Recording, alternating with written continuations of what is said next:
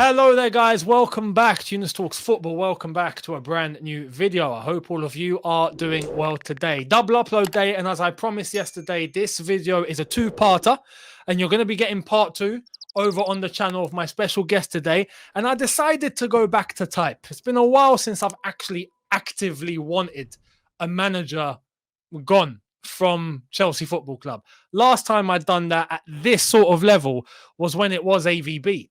And there's many of you that probably don't know that I was active here on YouTube during the times of AVB, and so was my special guest. So I've decided to go back so then we can move forwards, because what went down back then is what we might have to apply now after just over 10 years.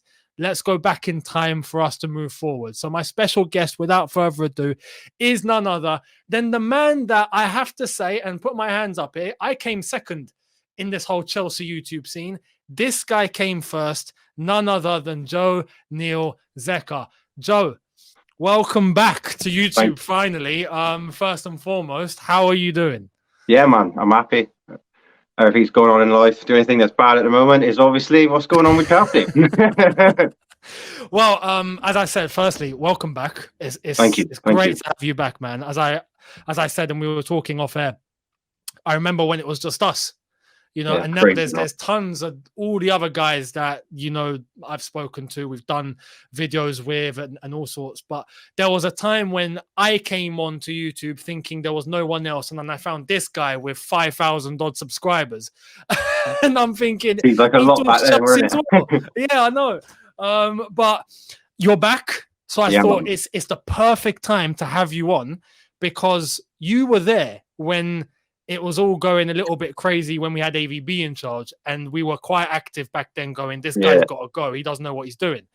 And now we're at a point with this new guard where, regardless of how we felt when Graham Potter was appointed, that Southampton result has kind of put everything in the gutter. And we're now actively at a point where we feel like is it getting untenable? Well, I thought let's discuss overall Graham Potter, this situation, the Southampton loss, even before that. Fill me in your overall thoughts on where you feel it is at the moment and where it's going. Well, in all fairness, mate, I wanted to back the bloke. I think you was a bit further down the line where you said like he needs to go, sort of thing, and I've tried to hold out, but the thing is, with that Southampton result, it was that damn bad. It was terrible. It's embarrassing to the point of, with their run and whatnot. And I think it's untenable now. I think he needs to go. I just don't see where he takes us forward. Is this the man you want to shape the future of Chelsea Football Club around? I personally don't see it. I really don't. And for me, I think there's better options out there at the moment. With the young squad we got as well, I think we could definitely be having more of a mentor sort of thing than, say, like a Graham Potter. Yeah, no, completely. And I want to make this clear, because at the beginning, when Graham Potter did get the job, which was fairly quickly just after Tuchel got sacked, we remember Tuchel got sacked. Yeah, they moved fast. They did move fast. They moved very, very quick. I'm probably led to believe they already got Potter sorted out before they sacked Tuchel, that's for sure. But I wished him the best. I thought, let's see where it goes. I hope he does well. I hope he can build on the good things that we saw at Brighton. Some Brighton fans will tell you it didn't end brilliantly, just how it's been portrayed. But I thought, let's see what he has to offer. But I did make the point, because he was coming from Brighton, that I'm a bit worried. I hope the job's not too big for him, and I hope it doesn't get to a point where he can't deal with it. And game by game, it's just looking worse and worse. With the way that we're playing, how much? Because I'm going to try and be as fair and unbiased as I can, right? Yeah. Considering all the factors, how much on the players is this as well? And where in terms of the squad, if you were to just isolate Graham Potter for a sec and just look at this team, where should this team be with these new signings that we've got in, and where would you say it should be before we got these new signings as well? Well, the way you got to look at it is the squad we had was not exactly terrible before we got these new players in. There's players that are, quite stagnant, like the Jorginhos and stuff like that. But the players that he had before the transfer window were still good enough to be in and around top four-ish. They should not be 10th in the league, in my opinion. And like, you seem to like add to that, and you could maybe say that he has had a bit of a bad shape with the injuries and whatnot. And then obviously you get the new players coming in, and the way that they all work in. It must be hard. It must be hard. But there should be better performances than what we're getting at the moment. And in terms of the injuries that we've had, obviously those players have come back. Well, most of them anyway. The new signings.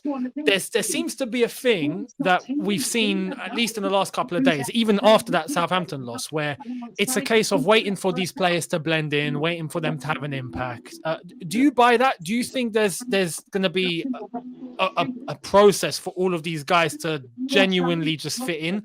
Or do you think there should already be a standard in place, or a bare minimum of these players? These players are good players. They should be able to do a job at least, even if it's not. I think that is definitely, like when you're a world-class player or a very talented player, you shouldn't be able to gel straight away, in my opinion. These are not, bog standard players. Some of these players are world class, I think. Fernandes looked the part, and I don't see how you can say they need times to gel. Surely when they're on the pitch, the talent takes over, and with a bit of guidance, they should find their way. Surely that's what I think. Talent wise, we should have beat Southampton easily. It was just a shambles start to finish, in my opinion. So what's wrong with Potter then? Or what did you expect? And what is it now that you're looking at and going, wow, this isn't how I thought it was going to pan out? Yeah, I think the thing that I kind of expected from Graham Potter is just a bit more attacking football. I thought he would have been a bit more, of his philosophy and whatnot. But my main problem with him is more, the way that he carries himself in many ways. I think that he looks so timid, he looks so shy, and I feel like now, especially now, I think that the job looks like it's swallowed him whole. I was saying in my review, I think he's just absolutely too far in, and I just don't think he has the questions. I mean, the answers to the questions to get him out of it, if you know what I'm saying. I think he's just stuck, and I just don't see him getting himself out of it. I really don't. Do you think this is the point I want to mention, right? Do you think that, tell me if I'm wrong, or if you think maybe we're clawing onto our DNA from the past 20 years, but to be successful at this club, you need a certain level of can I say swagger? Yeah. I call it shithousery. Well, that level of, I mean, Tuchel had it to an extent, and hence the success, but a certain level of can I say atmosphere? Like something about you. Like there needs to be something about you for you to succeed in this job. Because definitely. If you don't, and I feel like there are fans that will go, no, now that shouldn't really be a factor. If you can just get the team to play, they'll play. But I feel like at this level, you need a personality. And if you haven't got a personality, even if it's behind the scenes or whatnot, but even publicly, I think it counts. Do you agree or disagree? I do too. I think that's the problem with him. I think when he came in, I was always hearing about his very, his degree in man management and whatnot. And I thought he was going to be the sort of manager that behind closed door puts his hand around their shoulder and, like a fatherly sort of figure and whatnot, and then defend them in public and he just don't seem to be what I thought he was going to be in that way. If you know what I mean, I think that they need. For me, I'm not saying Jose Mourinho is the man to go and get.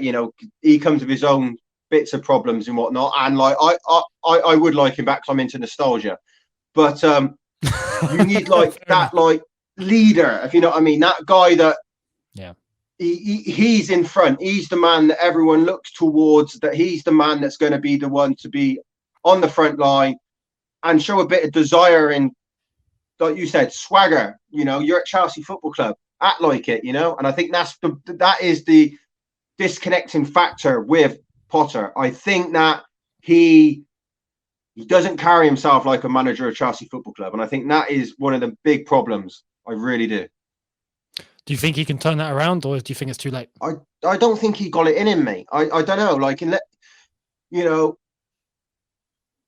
like you look at in my review, I was saying like if you look at all our most successful managers, apart from Ancelotti, who is a special talent in himself, you know, he is that sort of manager. But if you look at all the other successful ones, they've all had that swagger. They've all had that, you know, shithousery, as I call it. You know, you know, Mourinho, Tuchel, Conte, they do not come out in an interview after a match that we've been robbed of a penalty in the 80th minute and say, well, that's life. You know, that just sucked everything out of, you know, what I'm trying to say. Like, that was like, really, mate, you know, your job's on the line.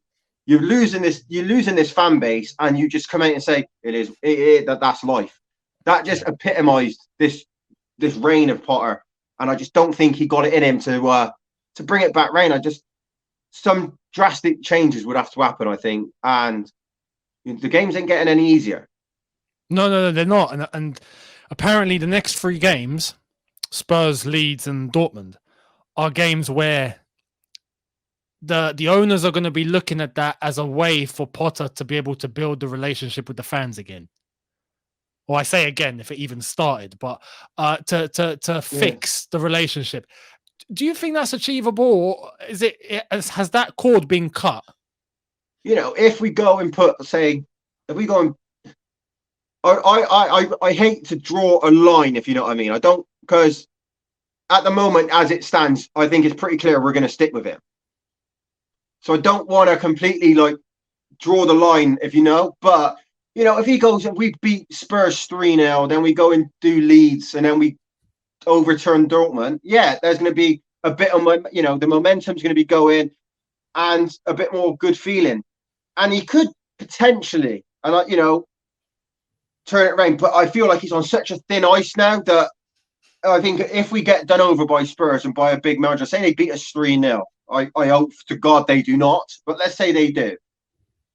It will be the biggest, most toxic time I think I've known at Chelsea since the beginning of Roman. I think it will be so toxic, and I just would not. There's no way that he would get out of that. I don't think. This is the thing, because the fans, the match-going fans, are pretty important. And we heard what was said after Southampton. We heard the full-time whistle, even half-time. I mean, I've not heard boos at full-time like that since. I can't even think. Who was the last one to get something like that?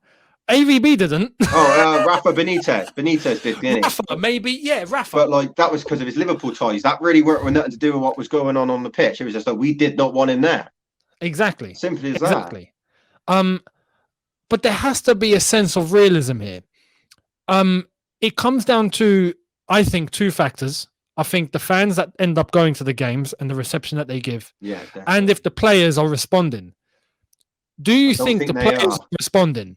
No, the players are not. I think the thing is at the moment is that people seem to try to compare it to, let's say, Arteta's first couple of seasons at Arsenal and, you know, Guardiola at City. The difference is one of them's one of the best managers in the world, and the other one is a guy that kind of from the outset set out his way of how he wanted to go, and you could watch it and you would know what he was going to do. You don't get that with Potter. I don't think he knows his starting lineup. I don't think he's got like a gist of where he wants to go, but he's not able to get the players to show it. And I just don't think it's the same because I've been watching all the games, and I'm sure you have as well, since he's been there. And can you tell me the way he wants to go with this team? Because I don't watch that and go, yeah, that's what he wants to do. Because it's over 3 at the back, then he went to 4 at the back. And now at this, he's chopping and changing. And I don't know. What would you think on the 3 at the back? Because as far as I'm concerned, I'd go back to 3 at the back at the moment. I don't know about you. It's crazy. It's a shout because it's what we've known for quite some time. Yeah. Although the new signings have come in now, so they've not played 3 at the back. Do you know what I mean? No, it's hard. We bought the players we brought in, and not ones that are going to be suited to say like the 3 at the, like the 3 at the back. You'd lose that number 10, wouldn't you? Yeah. I just don't know, mate. It's an absolute mess. It is an absolute mess at the moment, and I just don't think that he's going to be the one that's going to get us out of it. I don't know. I really don't. So this is the thing, because there's people that are, well, I'd say at the beginning, yes, it was all about trying to ride through a process, and it seems like the owners are adamant, at least for now, that they want to try and see it through. Although deep down, I think we all know, Yeah, I don't think they're just waiting. I think up until it really, really, if it does get really bad, if we were to lose to Spurs, if we were to bottle it, and if we get eliminated out of the Champions League, I think at that point that could be it. But this process, what's your view on the process in the modern game, right? This trying to ride out with a manager. Are you for it? Are you against it? We haven't had it at Chelsea because we've always been very short term. Yeah. We've seen the amount of managers we've chopped and changed, and it's worked for us.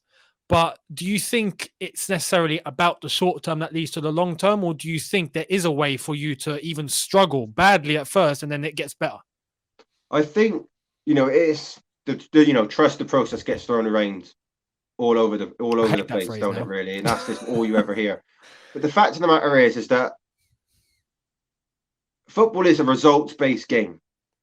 You get results, you stay in the job, and if you don't, it goes out. It goes tits up in many ways. I think when it comes to trusting the process, you're either going to be all in or all out.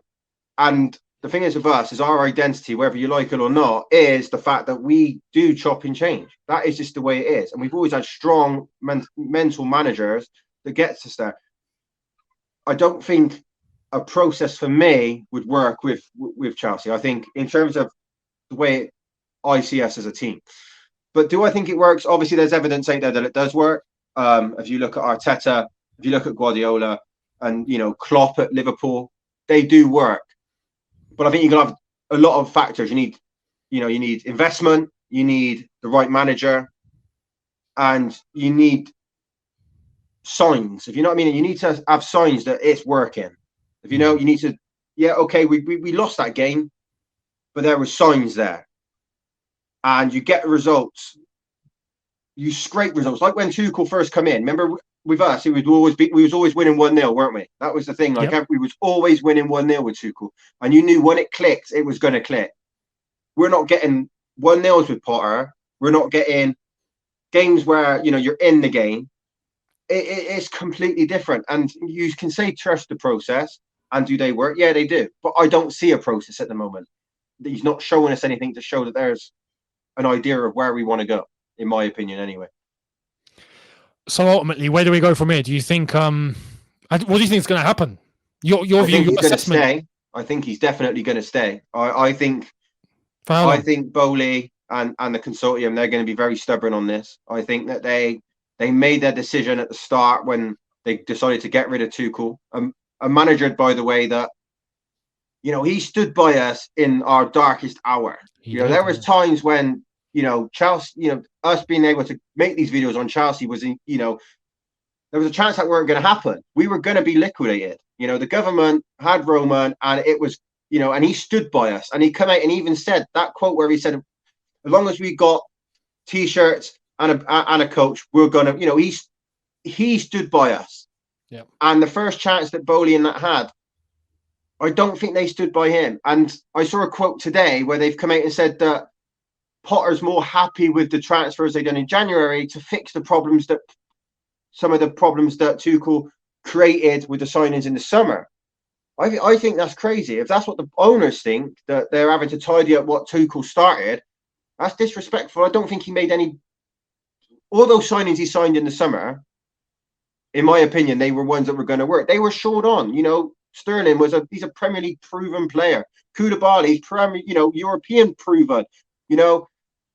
It's crazy. And so I think they're going to stick with him, definitely. And I don't know. It is hard, mate. It is hard because I think this could end up being an absolute terrible season. I think we could end up 10th. I think we could stay there because the form shows we're not going anywhere fast. I mean, we got to be real here. I've not said this yet, but we're 10th and we've still got to play the rest of the Big Six. And we've got 15 games left of the season. Wow. So yeah. This needs to fix up pretty quickly, which from experience, and this is why I got you on, because we're fairly experienced when we're looking at analyzing this sort of situation on this platform. We've been here since the start. For various reasons why it didn't work under previous managers before. This is a complete, I'd say, different scenario and a different situation, but it's never been this bad. No. You know, that's what I was going to ask you. Do you think this is worse than AVB? This is the thing. Hands down, this is much worse than AVB. It's definitely worse than Mourinho's second stint. Before he got the sack, I think it's worse now.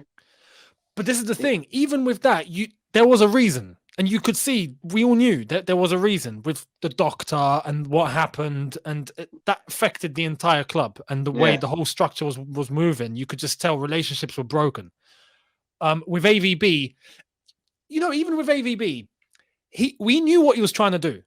And that's something you at least knew what he was trying to do. He was trying to get rid of the so-called old guard and bring in his entire new squad, his entire new team, and do it his way, because he was young, and I think there was a couple of senior players, I'm not sure if it was Didier and Lamps, who were actually older than him at the time. Yeah, I think it was Didier and Lampard. It was. I think so, yeah. So that level of authority is going to be difficult when you've got players that are actually older than you. So, but you could see what he was trying to do. Get rid of, even if they're legends, but phase them out, put JT on the bench, do all that sort of stuff. If you remember, Drogba was on the bench, and try and play your own players. And it didn't work because we knew that these lads were fantastic. But at least you knew what he was trying to do. And we disagreed with it. And we were saying AVB out. This is just, we don't know what's going on. No, I saw some, quotes about, I don't know if it was true or not, but apparently Bowley and that seems to have influence on who they start in many ways. I read that today. Yeah, and it's like, is he a puppet? Young being left out was collaboration with the board, apparently. According to law. Yeah. I think that, Tuchel was never going to do that. And again, with the players the managers that are, quoting on who could come in, could you see Mourinho listening to Bowley? You know what I mean? He would lose his, he would lose his rag. Yep. Is that what Potter's here for? Because if that is what he's here for, is he just the yes man? This was going to be my next question to you. Yeah. That vibe that we're picking up of Potter. How bad does it get? Is he a yes man?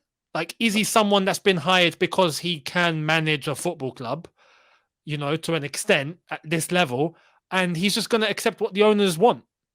I think all the indications at the moment lean towards that. I think that he's obviously someone that communicates with the owners. He's obviously someone that,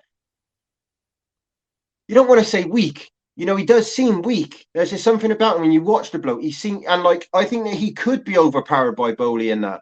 I think that they could probably say to him, I don't want you to play Aubameyang. That's the one. The quote apparently Aubameyang's been left out because Bowley and that, or the board in cooperation with the board. That's crazy to me. When you've got such a big problem, the problem is goal scoring, and whether he is, older now like Aubameyang, or he's young, the bloke's goal scoring record is crazy. It is very good. You look at it, it's Dortmund, Arsenal, even at Barca, and you're phasing him out because of the ownership. It's like, do you actually know what you're doing, sort of thing? Like it's like, I struggle to believe that rumor. I really do, because it's mind blowing to me. It's insane. Yeah, it's insane. The problem is, it's come from someone who's meant to be actually really credible with Chelsea news. And that's Matt Law. Like, it's. Yeah, that is one of the better ones. More than that, except David Ornstein and all those guys. It's mind blowing. If that is actually what's going on, it's insanity. It's insanity, and this is why, we know Tuchel would never have accepted that, and this leads me to believe, why did they actually fall out? What did they fall out over? It's mad. It must be something quite bad. Yeah. And I don't think it's as simple as he didn't want to do certain things that Bowley wanted to do. I struggle to believe that. I think there's something, for that quickness, how very quick they were, something backstage there was seriously wrong, I think. And this is where I say, considering Tuchel's character, and we know he's quite level-headed, right? Yeah. Can be tempered, but he's level-headed. For him to be able to have a good relationship with one of the most ruthless owners of all time, Roman, Yeah. Marina, very stubborn director, but they Yeah. had a brilliant relationship. And up until when the whole sanction came down on us, things were moving smoothly. For Tuchel to operate in that manner, and then all of a sudden, it just blows up with Todd Bowley and these guys. Why? What happened? Yeah. That obviously there was there was things with Tuchel as well with his personal life and whatnot. Did that come into it? Was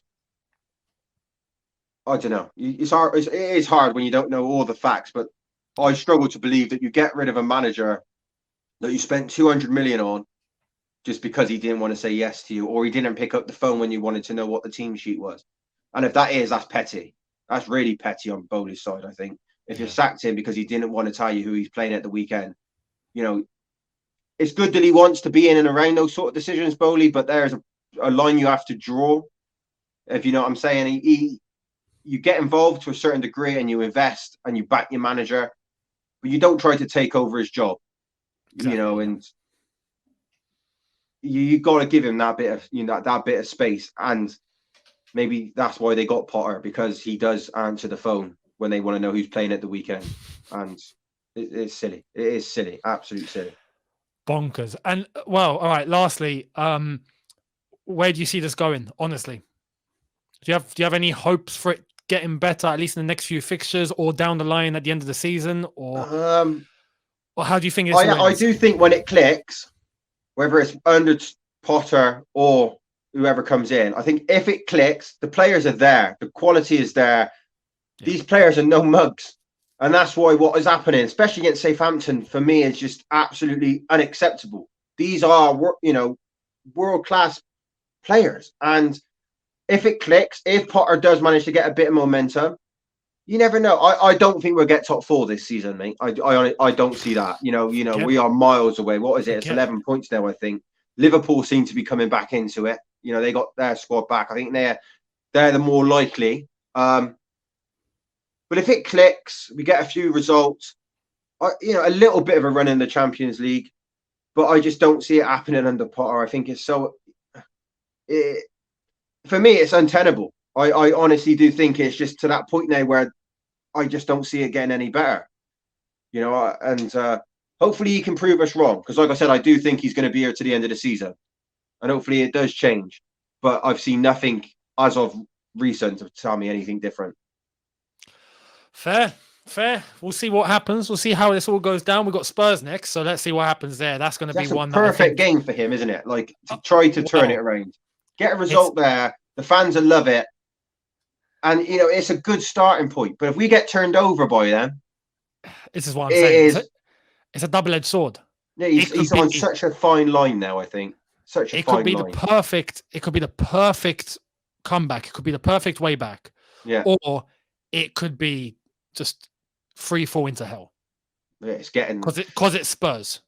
It's Spurs. You beat Spurs. It's away as well, isn't it? It's redemption. It's away. Yeah, it's at Spurs. So it's going to be interesting, mate. It's a nervous time. I can't remember it being like this. Like, no, I can't remember it being where you're thinking to yourself, like, we're going to lose this. 5 minutes into a game, like 10 minutes into a game, you're thinking, we're going to lose this game.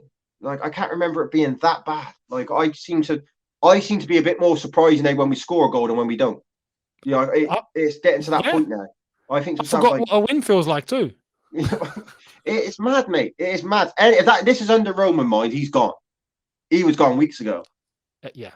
Easily. He probably wasn't even appointed, to be fair, because he never really, like I say, don't fit that mold of what Roman would want. Yeah. But he wouldn't accept this, and we should be doing a lot better than what we are, mate. This is diabolical. Yeah, it is. We'll see what happens. We'll see how it all goes down.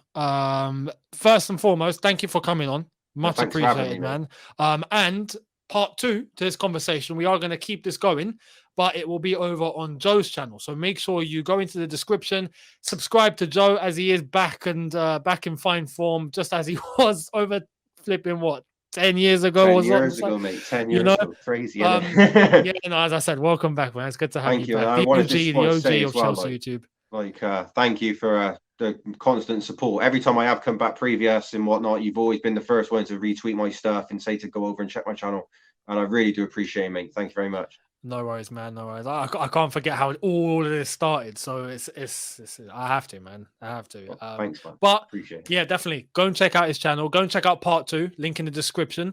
And yeah, good luck to us. Yeah, it's gonna be a bit depressing one, isn't it? Hopefully it gets better, everyone. It can only go up. It can only go up. Thank you all so much for watching. Don't forget, subscribe if you are new. Hit that notification button to be notified once I've uploaded. Smash like button if you've enjoyed that. Subscribe to Joe as well, and I will see all of you later on for another upload. So catch all of you later. Have a good one in a bit, and peace.